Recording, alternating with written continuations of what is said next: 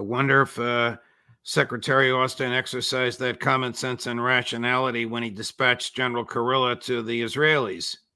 We don't know. That's the problem. We just don't know. And the Israelis are certainly not going to tell us the truth. Right. And I don't think General Kurilla is going to express in public whatever he discussed in private. I'm simply skeptical that he would go and say those things. I think it's very clear that we do not want this war in the region to widen. If you're in the military right now, you know the true state of affairs inside the United States Armed Forces. You know the personnel shortfalls. You understand the problems with missile production. This business, we've been down this road before. We've told people this repeatedly. Nobody seems to listen. We have no surge capacity in the military industrial complex.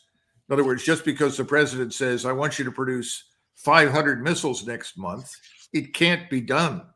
We don't have the capacity to turn them out that rapidly. It takes time to tool up. We forget that early in the campaign, when the Russians discovered what they were dealing with in terms of a Ukrainian military entity and how large it was and how well equipped it was, and our readiness to pour more resources, manpower, and technology into them, they made the decision to essentially go over to the strategic defensive.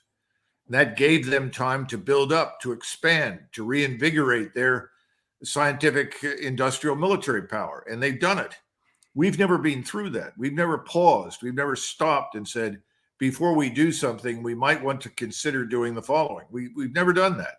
There's been no strategic thinking whatsoever, as far as I can tell, that underpins anything we've undertaken.